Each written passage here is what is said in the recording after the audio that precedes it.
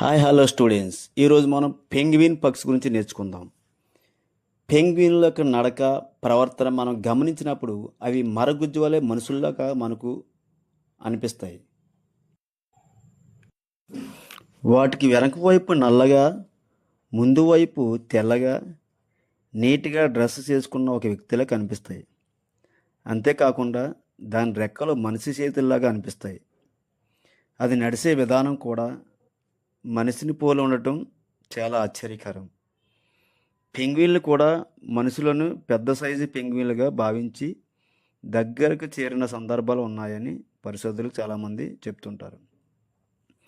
వీటికి శాస్త్రీయ నామం ఆస్టినోడైటిస్ పోస్టేరి. ఆస్టినోడైటిస్ పోస్టేరి. ఈ మొత్తం 17 జాతులున్నట్టు అంచనా. వీటిలో ఎంపరర్ పెంగ్విన్ అన్ని జాతుల కన్నా పొడవైనవి. ఇవి సుమారు 112 నుంచి 115 సెంటీమీటర్ల వరకు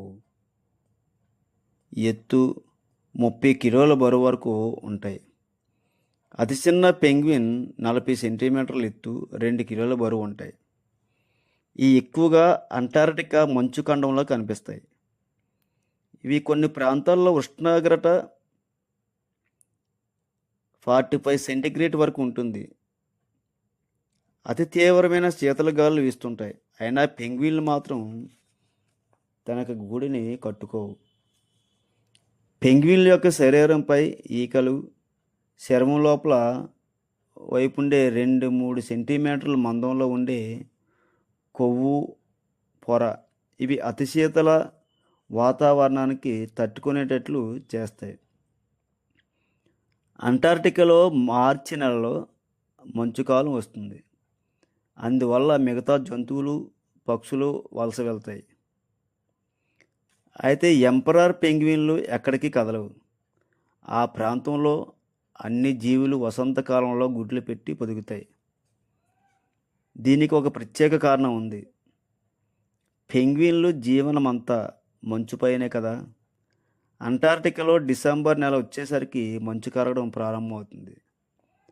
ఆ సమయంలో పిల్ల పెంగ్విన్లు చలికి చనిపోయే ప్రమాదం ఉంది. డిసెంబర్ నాటికి పిల్లలు పెరిగి పెద్దవుతాయి కాబట్టి వాటికి ఆ భయం లేదన్నమాట.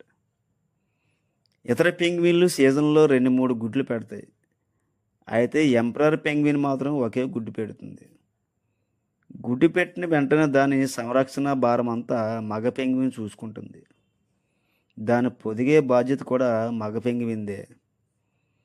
ఈ మగ ఎంపరర్ పెంగ్విన్లు గుడ్డును తమ కాళ్ళ మధ్య పెట్టుకొని గుడ్డుకు చలి తగలకుండా తన శరీరానికి కప్పుతుంది.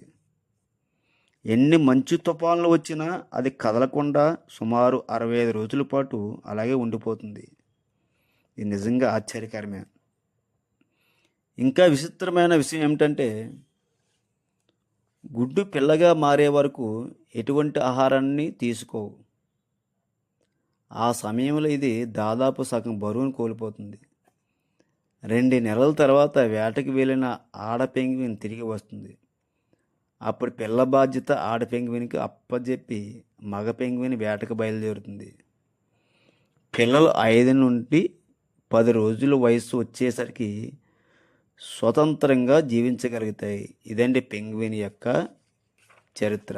So thank you all.